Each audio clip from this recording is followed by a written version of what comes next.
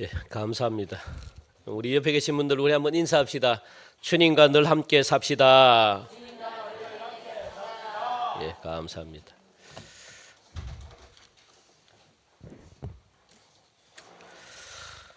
지난주에 우리들이 부활주의를 맞이해서 하나님의 사랑이 얼마나 대단한 사랑이었는지 우리가 말씀을 통해서 알게 됐습니다.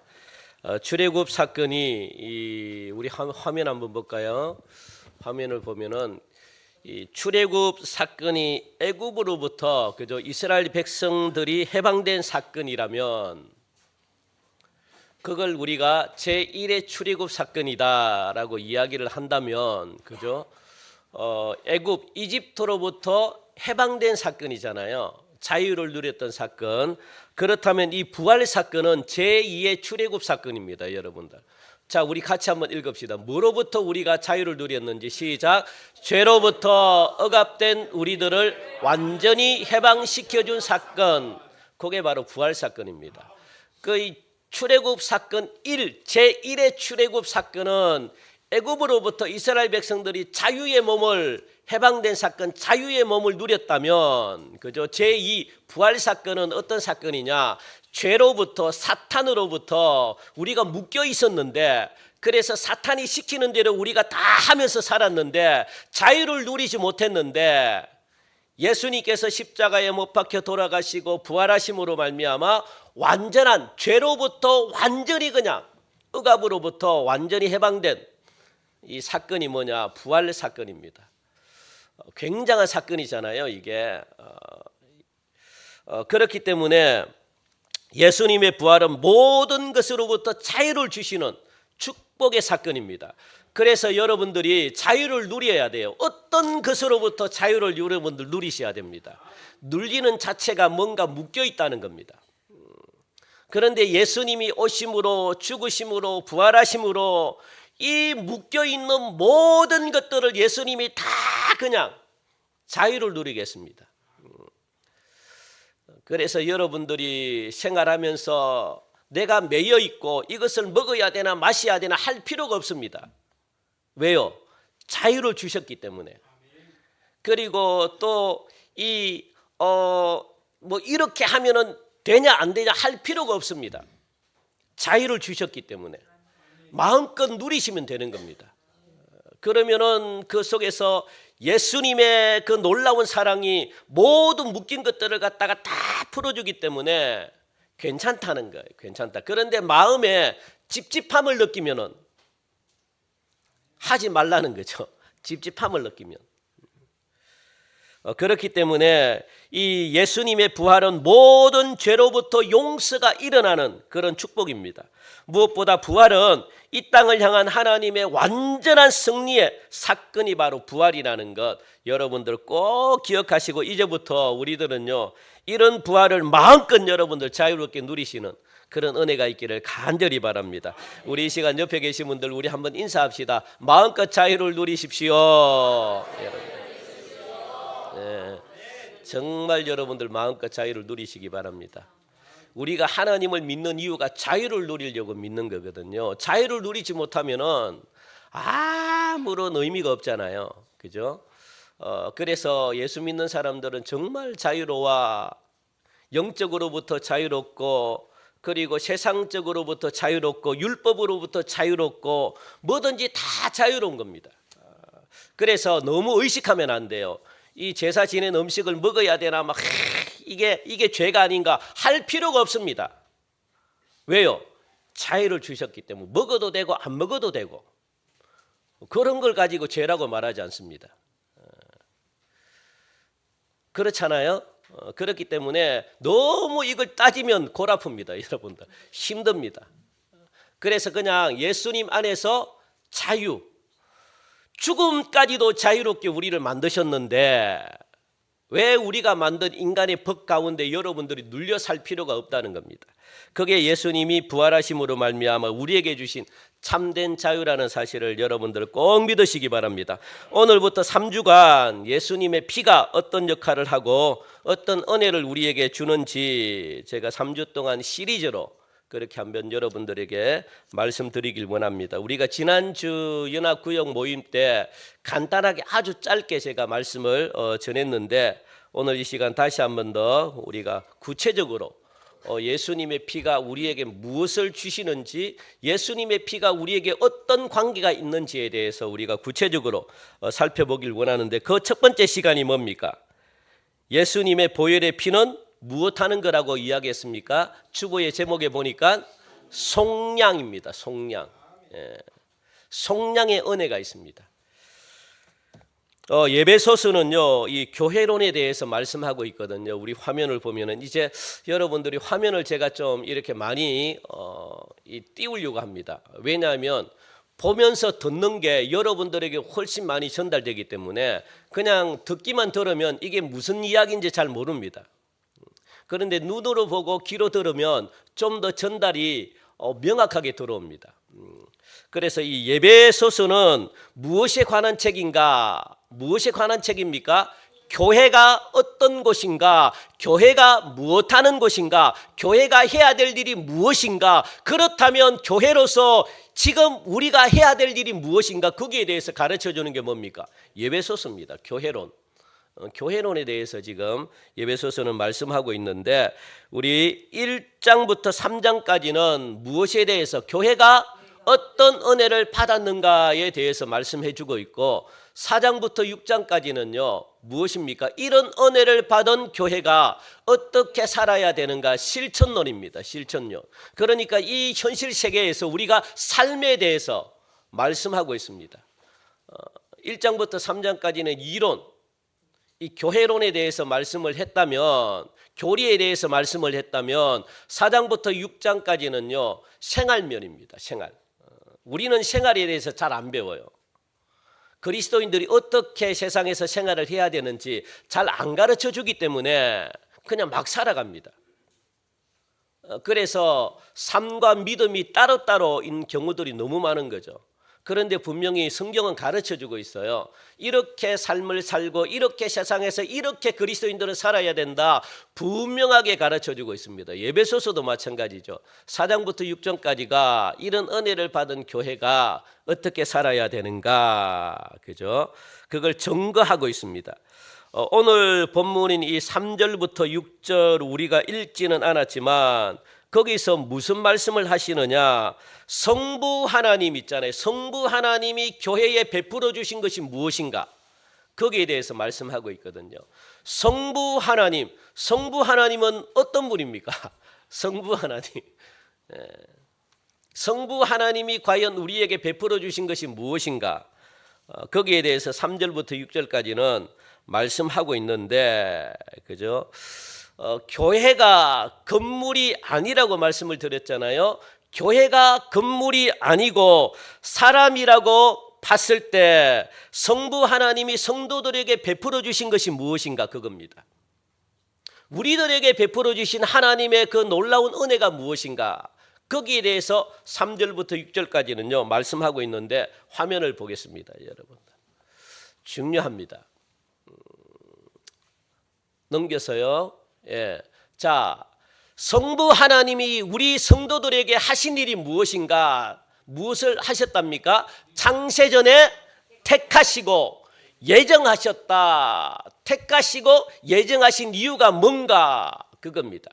성부 하나님이 하신 일이 뭐냐? 여러분들을 언제부터?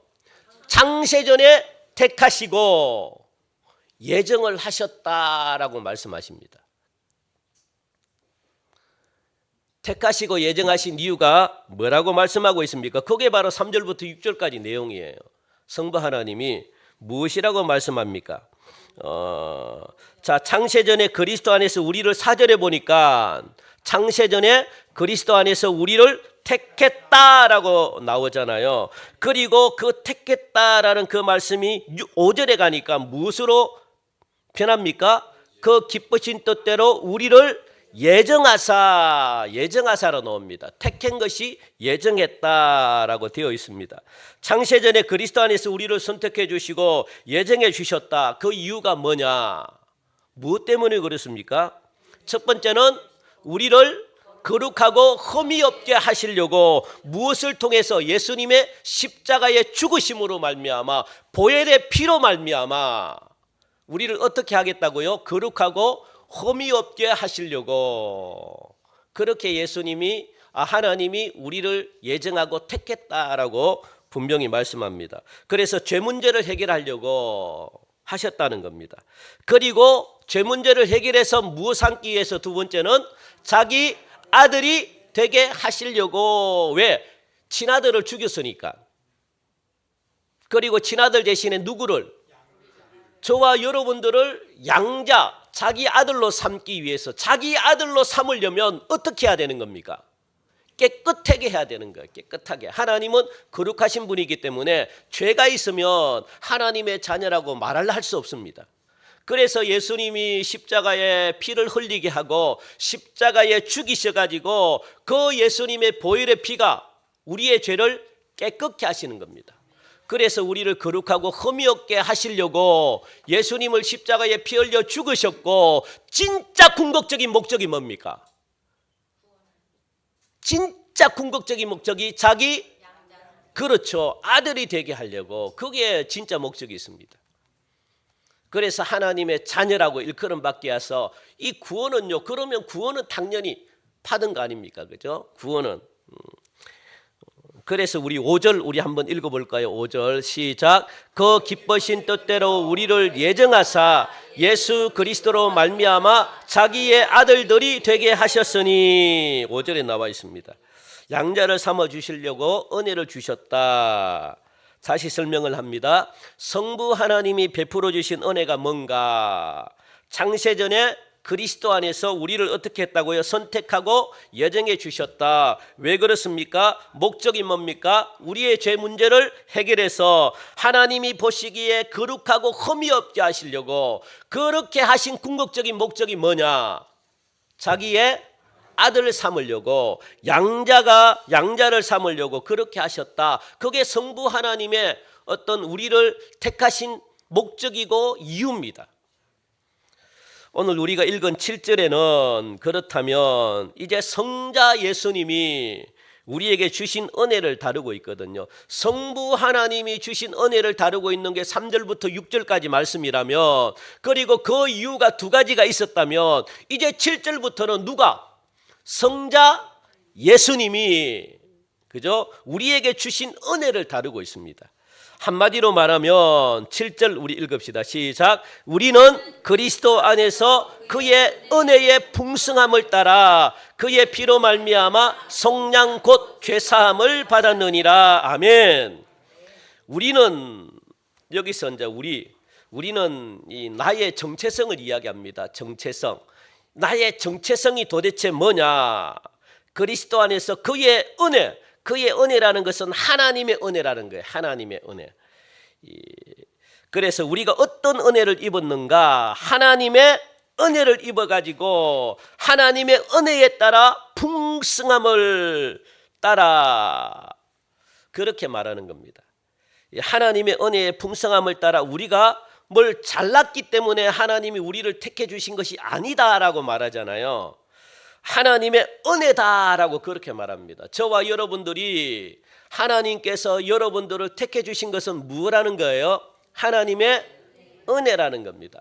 여러분들이 잘났기 때문에 하나님이 택해 주신 것이 아니라, 여러분들이 돈이 많기 때문에 하나님이 택해 주신 것이 아니라, 여러분들이 권력이 있기 때문에 하나님이 그 권력에 아부하기 위해서 여러분들을 택한 것이 아니라, 무엇 때문에요? 하나님의 은혜다라고 그렇게 분명히 성경은 말씀합니다. 하나님의 은혜이기 때문에 여러분들을 택했다는 것, 그걸 분명히 오늘 말씀하고 있습니다. 언제부터? 창세 전부터.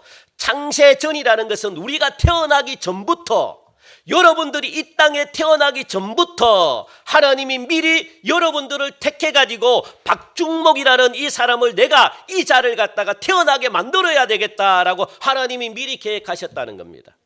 그러니까 여러분들이 이 땅에 뭐 어떻게 잘났는지 못났는지 어떻게 압니까?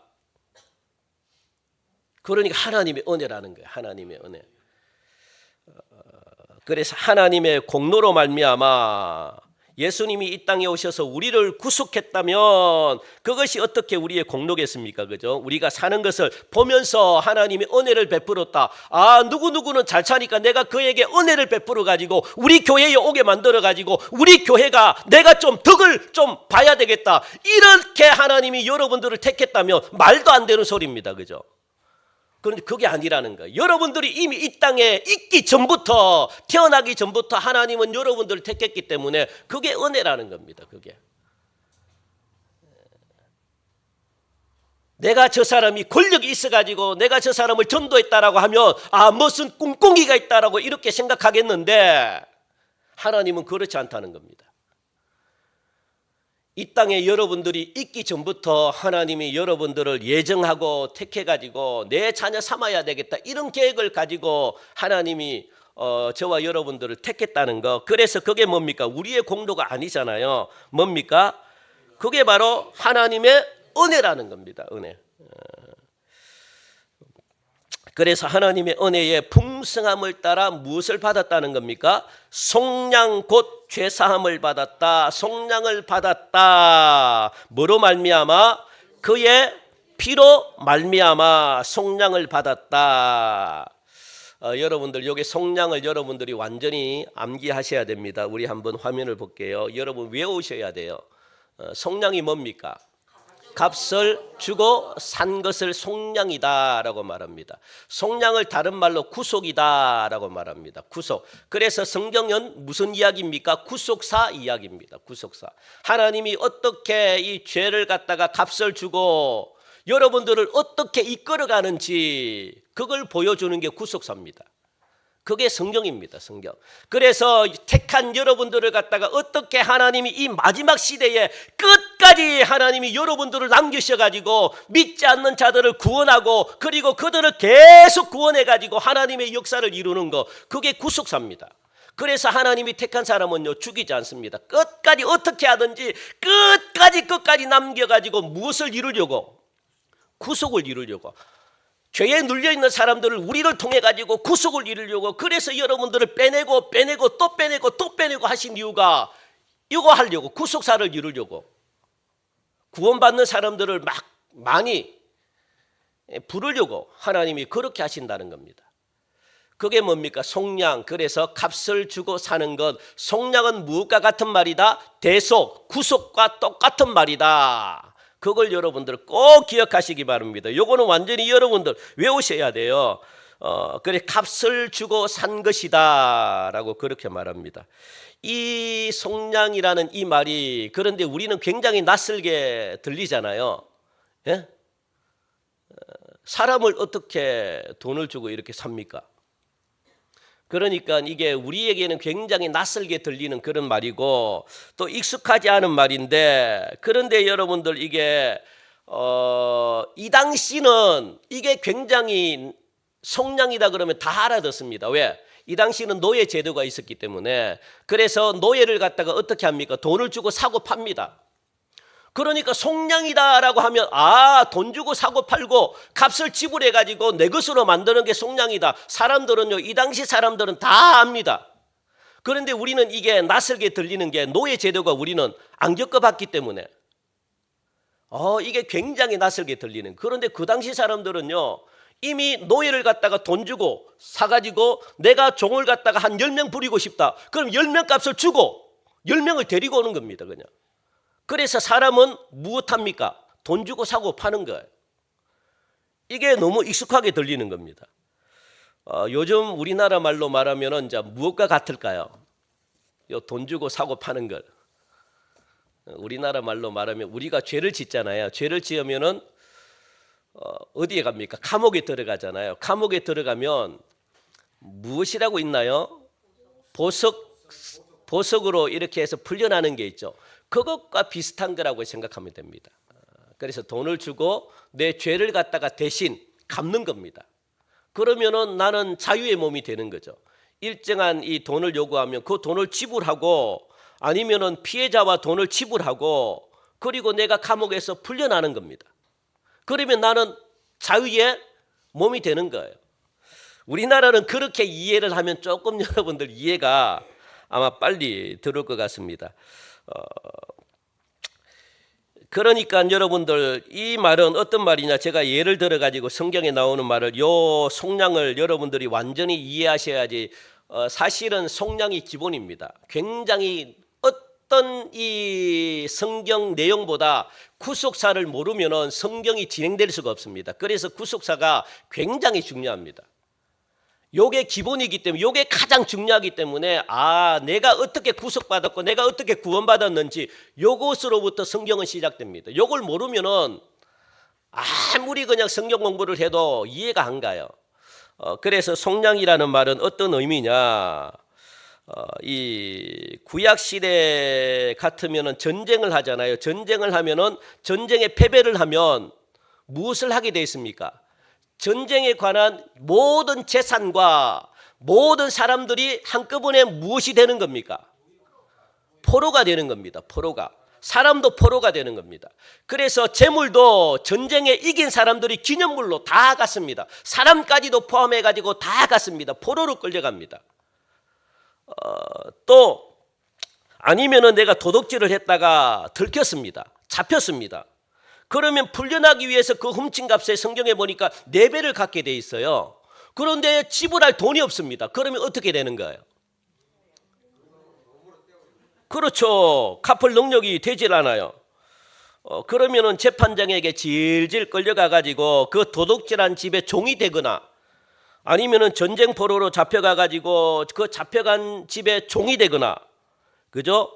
만약에 또 빚을 졌습니다. 내가 막 이렇게 저렇게 그냥 막 하여튼 이런저런 이유로 내가 빚을 졌는데 도무지 갚을 능력이 없습니다. 그러면 재판에 의해 가지고 어떤 사람의 노예가 될 수밖에 없어요. 못 갚으니까. 그런데 이 이스라엘에는 여러분들 화면을 보면은 무슨 제도가 있느냐, 하나님이 참 이 긍휼이 많으십니다. 하나님이 자비롭고 긍휼이 많으셔가지고 그래도 회복할 수 있는 기회를 하나님이 주십니다. 그래서 고엘 제도라는 게 있습니다. 고엘 제도가 뭐냐? 구속자라는 말입니다. 기업을 물을 자라는 말입니다. 성경에 한번 들어보셨나요? 기업을 물을 자.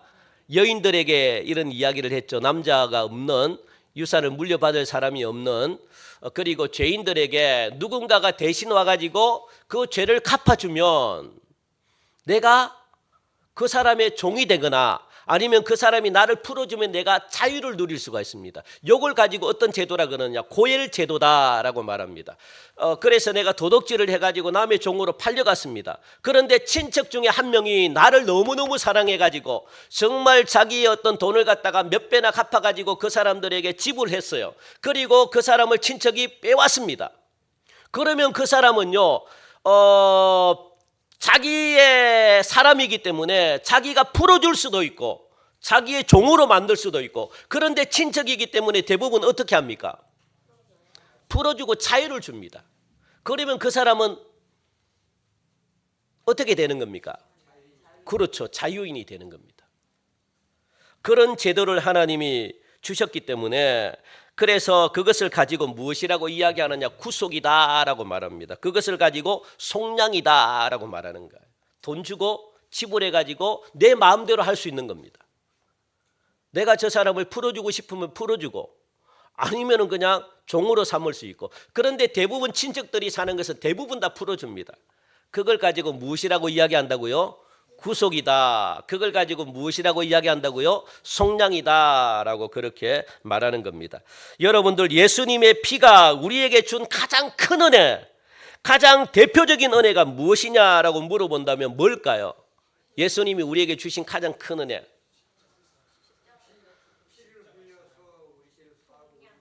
예, 그걸 속량입니다. 속량. 예, 구속입니다. 구속, 속량. 그게 예수님의 가장 큰 은혜입니다. 그래서 죄를, 아까 뭐 집사님들이 말씀했다시피 죄를, 예수님의 우리가 지었던 인류의 죄를 갖다가 예수님이 무엇으로? 핏값으로, 자기의 핏값으로 정식적으로 우리를 샀다는 거예요. 예수님은 이 불법적으로 우리를 산 게 아니라 정식적으로 누구에게? 사탄에게서, 마귀에게서 정식적으로 이 돈, 돈을 지불하고, 돈이 뭡니까? 예수님의 생명을 지불하고 우리를 샀다는 겁니다. 그래서 마귀는 꼼짝 못합니다. 왜? 정식으로 샀기 때문에, 이것은 불법이 아니기 때문에. 그게 예수님의 가장 큰 은혜입니다. 사탄의 손에서 값을 지불하고 우리를 샀다. 이걸 가지고 무엇이라 이야기하느냐? 속량이라 그런다. 이걸 가지고 무엇이라고 이야기하느냐? 구속이라 그런다. 가장 큰 은혜입니다, 여러분들.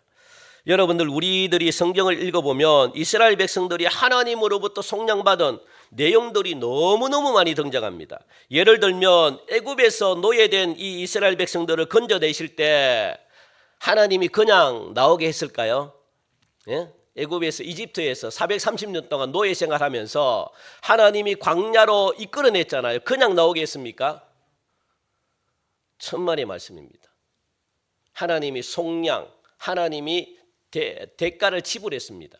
그 대가가 뭡니까? 어린 양의 피를 문설주에 다 바르게. 누가 대신 죽었습니까? 어린 양.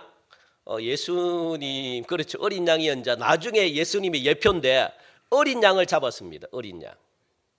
그냥 나오지 않았습니다, 여러분들. 어린 양을 잡았고, 그리고 또 그래서 그 어린 양의 피를 바르게 해서 그 피가 묻어 있는 곳에서 죽음을 당치 않고 거기서 건짐을 받고 빠져나오는데, 그것을 구원이라고 말하잖아요. 어린 양의 피값이 그곳에 들어갔습니다. 그냥 나오게 하지 않습니다, 여러분들. 반드시 건져낼 때는 뭔가 대가를 지불합니다. 그래서 이 구원이 공짜인지 아십니까? 공짜가 아닙니다, 여러분. 공짜라고 생각하면 큰일 납니다. 아시겠습니까? 절대 공짜가 아닙니다. 어마어마한 대가가 지불했다고요. 어마어마한 대가를. 또 세월이 지나가지고 이스라엘 백성들이 범죄했을 때 바벨론에게 몇 년 동안 포로로 잡혀 있는 거예요. 70년 동안 포로 생활했습니다. 그러면서 하나님이 그 70년 동안 포로로 잡혀 있는 이스라엘 백성들을 하나님이 예루살렘으로 돌려보낼 때 그냥 돌려보낸 줄 아십니까? 천만의 말씀입니다. 대가를 지불했습니다. 속량물을 주시고 우리를 빼냈다는 거예요. 우리가 읽었던 이사야 43장 한번 볼까요? 이사야 오늘 본문 말씀 무엇이라고 이야기하고 있는지 우리 1절 한번 읽어봅시다. 1절. 자, 1절 시작.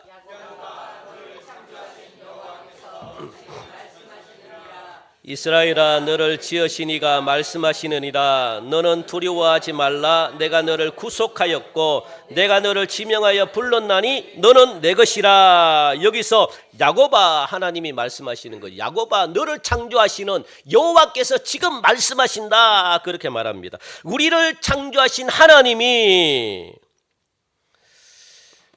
그래서 하나님이 자기를 소개하잖아요. 야곱아, 나는 이런 하나님이다 하면서 어떤 하나님이라고 이야기합니까? 너를 창조한 하나님이 그렇게 소개합니다. 너를 창조했다, 너를 만들었다는 거예요. 너를 창조한 나 하나님이 내가 너에게 말한다 라고 지금 하나님이 그렇게 우리에게 말씀하시네요. 무엇이라고 이야기한답니까? 너는 두려워하지 말라. 내가 너를 구속하였고 내가 너를 지명하여 불렀나니 너는 내 것이다 라고 말하는 겁니다. 하나님이 그렇게 말하네요. 너는 내 것이다 라고 그렇게 구속했다. 내가 너를 불렀다.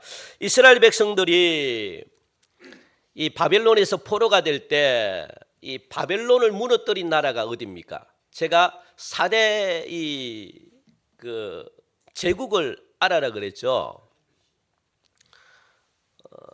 첫 번째 애굽을 알아야 되고, 애굽이 제국입니다. 제국. 그리고 두 번째는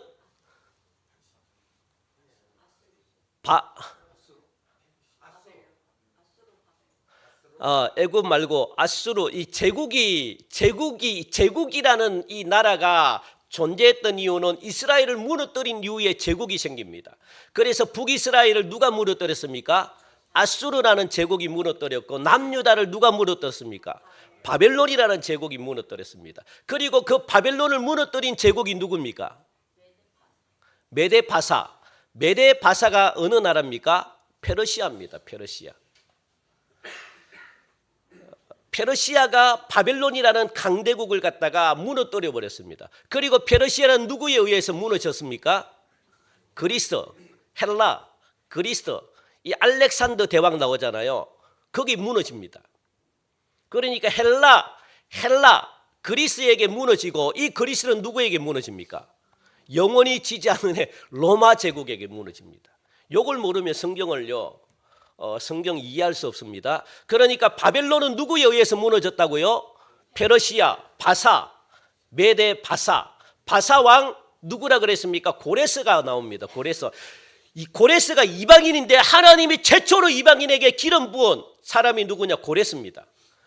상상할 수가 없습니다. 하나님은요, 이스라엘이 아니면 기름을 붓지 않는데 하나님이 최초로 이방인에게 기름 부은 사람이 누굽니까? 고레스 왕에게 하나님이 은혜를 더했다. 그래서 고레스가 바벨론을 무너뜨리고 이스라엘 백성들을 어떻게 합니까? 너희 고향으로 돌아가라. 그렇게 하나님, 왜? 자기가 받은 은혜가 너무 많으니까, 고레스가 하나님께 받은 은혜가 너무 많으니까.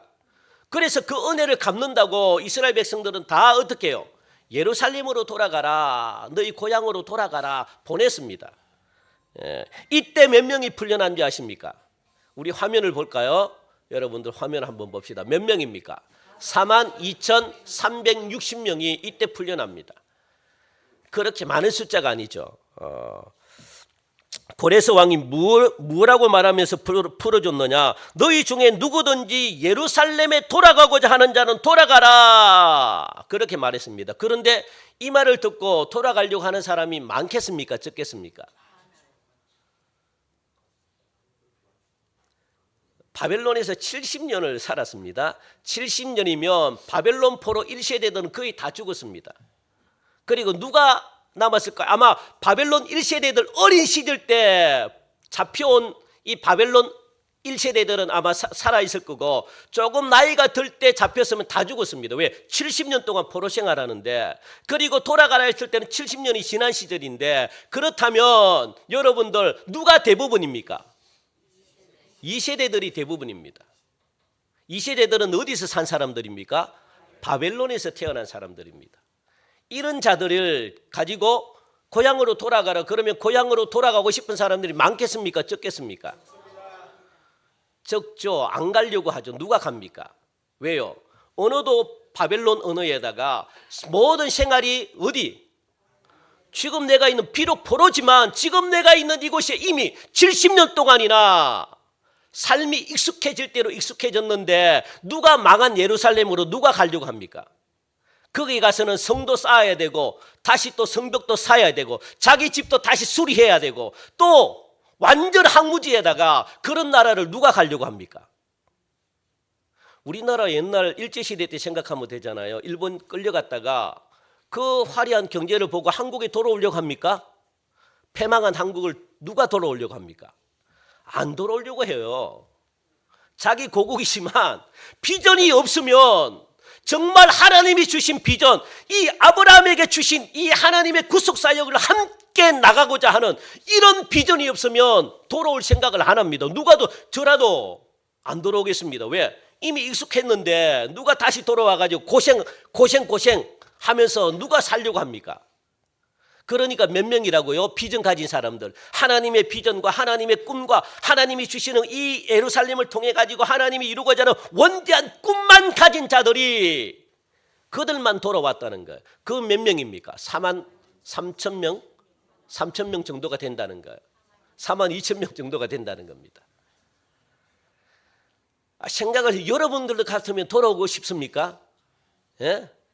한 번도 살지 않았던 내 고향이지만, 내 나라지만, 그 2세들이 지금 외국에 가 있는 2세들이 한국에 오려 그럽니까? 예? 제 조카들도 안 오려 그럽니다. 한국에 오버더니면 한국보다 캐나다가 훨씬 좋답니다. 한국에 못 살겠대. 왜? 답답하대. 너무 답답하대요. 나라가 정말 못 삽니다, 여러분. 안 올라 그래요. 누가 올라 그럽니까? 안 올라 그럽니다. 그리고 가서 할 일이 많은데, 집도 새로 지어야 되고, 모든, 또 언어도 새로 배워야 되고, 모든 게 새롭게 해야 되는데, 그래서 제 조카가 이 한국 사람, 완전 이 캐나다 사람입니다. 전에 왔던 이 딸내미들 있잖아요. 제 조카 4명이 전부 다 캐나다입니다. 캐나다. 한국에서 태어났긴 태어났는데 이 한국 문화를 이해를 못해요. 완전히 다릅니다. 애들하고 말은 잘하는데 한국의 문화를 이해할 수 없습니다. 캐나다는 직선적입니다. 이렇게 하면 이렇게. 그런데 우리나라는요. 아유 괜찮아요. 배불러요 하면요. 진짜 배부른 줄 압니다. 캐나다는 그게 없어요. 배부르다 그러면 배부른구나 끝. 오해할 때가 굉장히 많아요. 그래서 한국에 있는 사람들이 처음으로 외국 가잖아요. 그거에 굉장히 고민한대. 우리 애기요. 우리 애 학교 맡길 때 선생님에게 우리 애 진짜 공부 못해요. 선생님 잘 봐주세요. 이거는 예상하는 거잖아요. 진짜 바보로 여깁니다. 그것 때문에 처음에 굉장히 어려움을 많이 겪었습니다.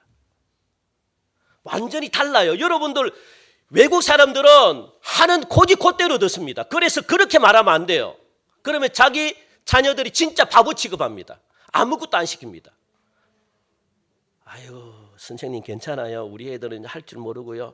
진짜 할 줄. 그래서 몇 년에 걸쳐가지고 그걸 깨달았대. 그래서 사실대로 이야기하는 겁니다. 우리 애는 이거 잘합니다. 이거 잘합니다. 그런데 요거 못합니다. 그게 외국이에요. 그런데 한국에 오고 싶겠습니까? 문화도 다르고 생각하는 것도 다르고 다 다르고 새로 적용해야 되는데 힘듭니다. 그래서 여러분들 이게 그러는 가운데 하나님이 비록 이방인이지만 고레스에게 기름을 부으시고 은혜를 베풀었고 그래서 너희들 중에 원하는 자는 어떻게 하는 겁니까? 다 돌아가라 이렇게 말을 했다는 겁니다. 그때 다 돌아가지 않았다. 진짜 예수 그리스도에 대한 비전이 있는 사람들만 돌아갔다. 그 인원이 몇 명이냐? 42,000명이다. 그죠? 이것을 하나님은 뭐라고 말씀하셨는가 하면 누가 봐도 자기들이 자원해가지고 돌아온 이것을 하나님이 무엇이라고 말씀했느냐. 하나님은 이 사람들을 이야기해서 오늘 1절에 보니까 너를 지명하여 불렀다라고 이야기하는 거예요. 이런 사람들을 지명하여 불렀다. 모두가 다 갈 수 있는 조건이지만 아무나 올 수 없다는 겁니다. 누구만이? 예수님의 비전을 가지고 하나님이 지명하여 불른 자들만이 올 수 있다는 겁니다. 그 인원이 몇 명입니까? 42,000명입니다. 그 사람을 가지고 무엇이라고 이야기합니까? 구속이다라고 그렇게 말하는 겁니다. 속량이다라고 그렇게 이야기하는 거거든요. 그래서 하나님은 이렇게 누구 너 바벨론에서 나와!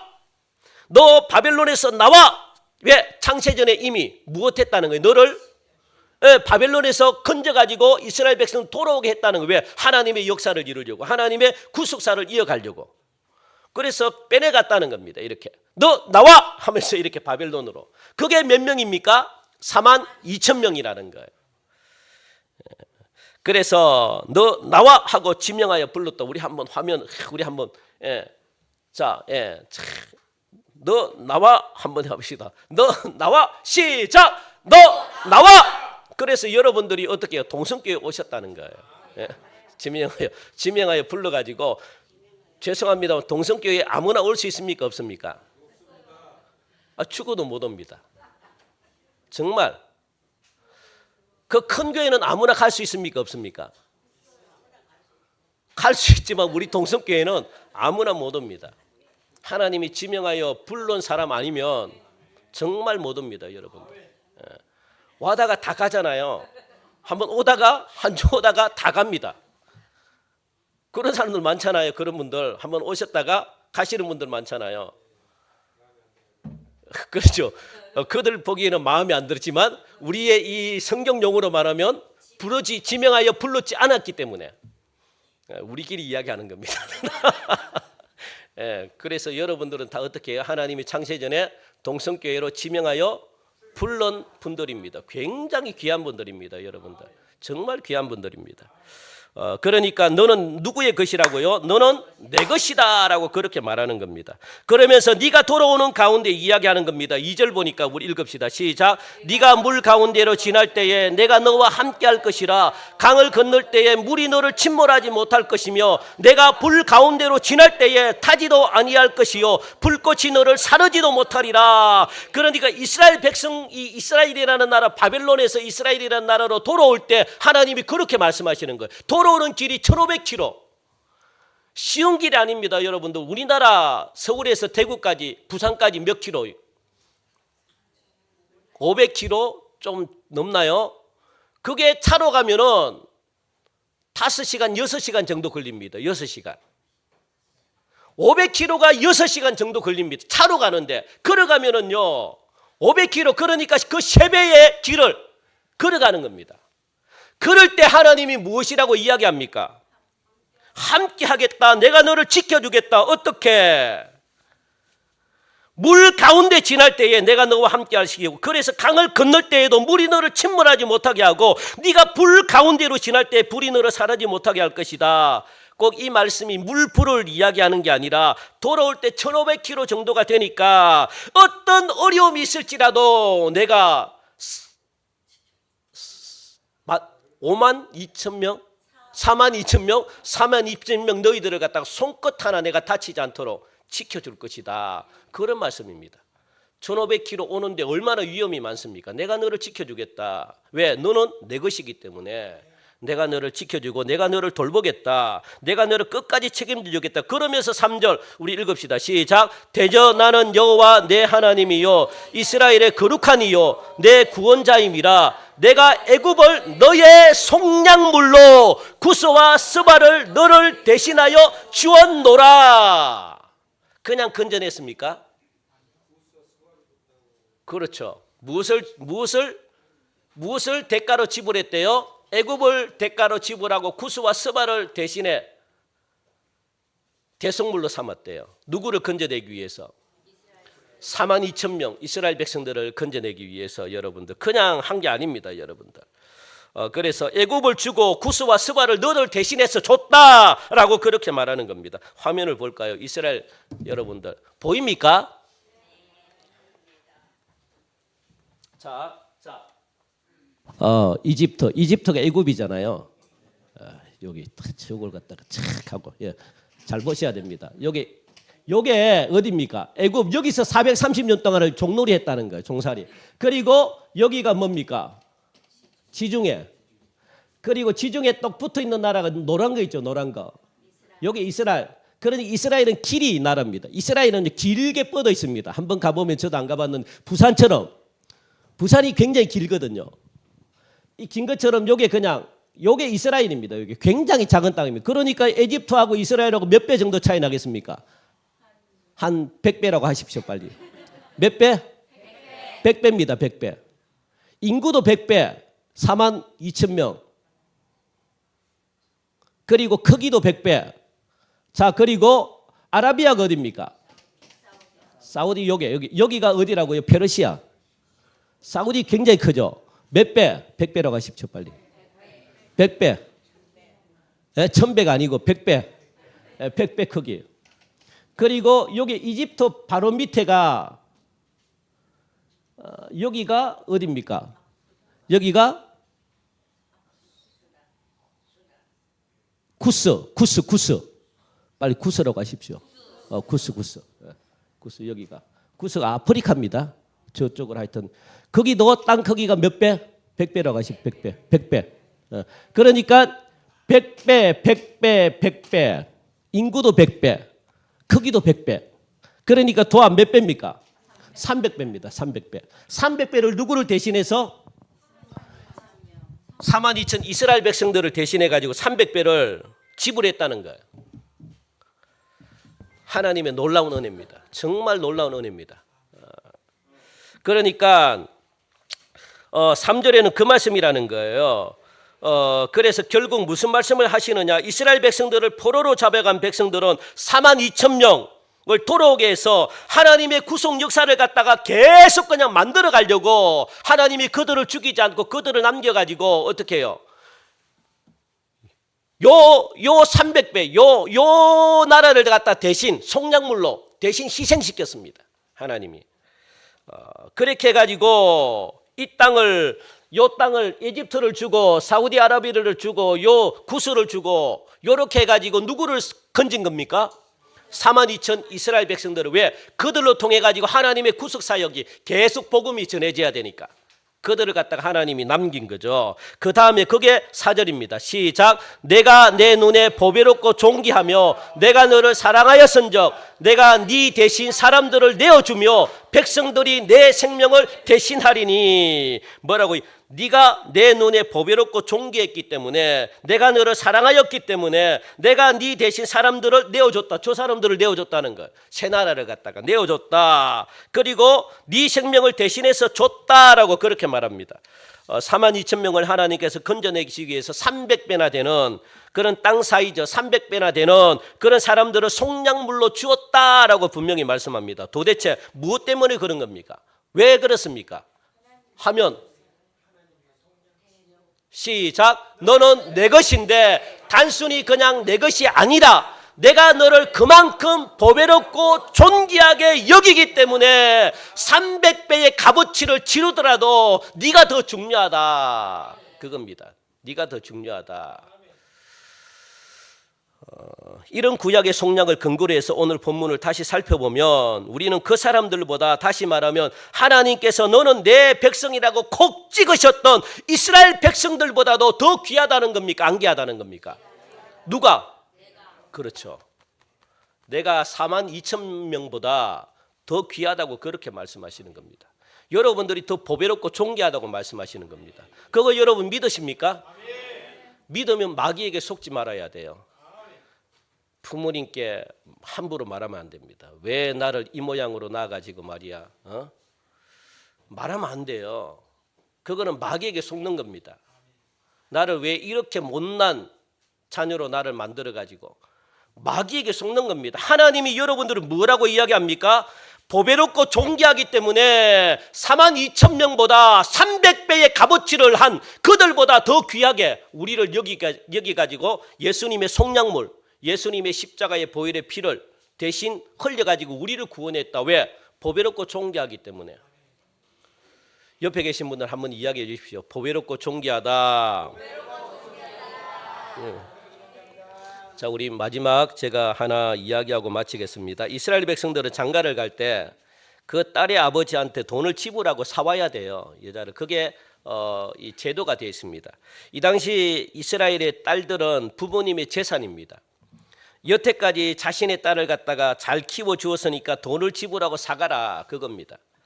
그래서 이때 이 아버지들은 한몫 잡습니다. 죄송합니다만. 이것이 결국 우리가 알고 있는 결혼 지참금. 그러면 결혼 지참금은 얼마를 줘야 되느냐? 값이 있을까요, 없을까요? 값이 없습니다. 값이 없어요. 없다는 것은 뭘 이야기합니까? 그냥 돈이 없으면 닭 한 마리라도 들고 와서 바꿀 수도 있고, 그리고 또 아니면 또 돈이 많으면 낙타를 들고 가가지고 그냥 낙타를 주고 데리고 올 수도 있고, 또 하여튼 그 가치는요, 여자의 가치는 무엇에 따라 가지고 그 여자의 어떤 사랑스러움에 따라 가지고 가치가 달라집니다. 내가 정말 그 여자를 정말 사랑하면 전 재산을 다 주고라도 그 여자를 데리고 옵니다. 그리고 돈이 없으면 그냥 닭 한 마리라도 주고 그 여자를 데리고 옵니다. 사랑하기 때문에. 그래서 신랑이 이 여자를 얼마나 사랑하느냐, 얼마나 자기 눈에 가치 있게 비치느냐에 따라 가지고 무엇이 달라집니까? 결혼 지참금이 달라집니다. 그래서 아브라함은 자기 아들 이삭을 리브가에게 보낼 때 얼마를 주고 보낸지 아십니까? 낙타 10마리를 보내주고, 그리고 자기 종들 있죠, 종들도 함께 딸리 보냈습니다. 왜요? 리브가가 귀하게 여기니까, 리브가가 가치 있게 생각하니까.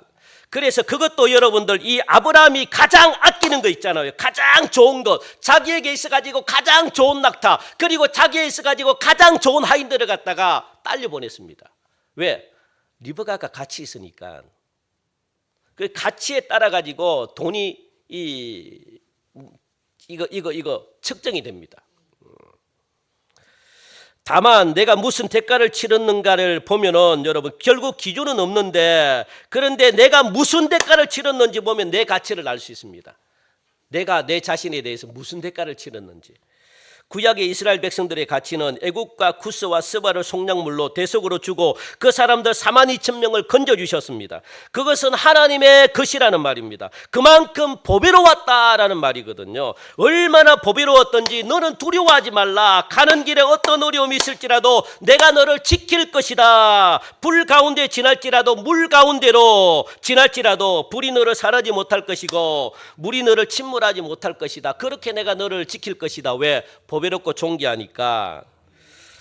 우리가 이제 앞으로 주의 일을 끝까지 여러분들 잘 감당하려고 하면은, 특히 이 말세에 우리가 우리의 사명을 끝까지 잘 감당하려면 우리가 하나님 앞에 얼마나 가치가 있는지, 내가 어떤 자인지, 내가 어떤 은혜를 입었는지 하나님이 볼 때 여러분들 내가 가치 있는 자인지, 그래서 하나님이 나를 어떻게 책임져 주실 것인지 여기에 대한 확신이 없으면 이 말세를 견딜 수가 없습니다.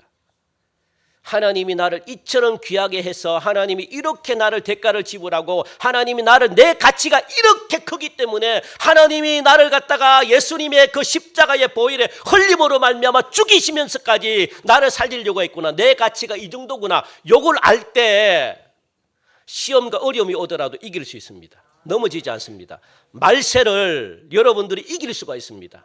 그런 자들만이 구원을 받습니다. 이 시간 이후부터 우리들은 얼마나 하나님 앞에 보배롭고 내가 너를 사랑하였고 내가 너를 존귀하게 여기노라라는 이 말씀을 나의 말씀으로 여러분들 받아들이셔서 예수님의 핏값으로 속량했고 더 이상 사탄의 종이 아니라는 사실 앞에 여러분들 감사하면서 남은 생애를 여러분들 승리하시는 저와 여러분들이 되시기를 주님의 이름으로 간절히 축원드립니다. 하나님 감사합니다. 오늘도 귀한 말씀 우리에게 주셨습니다. 하나님, 예수님이 우리를 위해 하나밖에 없는 생명을 속량하시고 값을 지불하고 너는 내 것이다 라고 보배롭고 존귀한 자다, 그렇게 말씀하시는 하나님의 따뜻한 음성을 오늘 이 시간 듣게 하시고, 그래서 좌로나 우노나 흔들림이 없게 하여 주시고, 나는 이만큼 가치 있는 존재라는 사실을 기억하고 하나님이 원하는 뜻을 이 땅 가운데 이루어드리는 주의 자녀 되게 하여 주옵소서. 감사하며 예수님의 이름으로 기도하옵나이다. 아멘. 우리 시간 우리 청년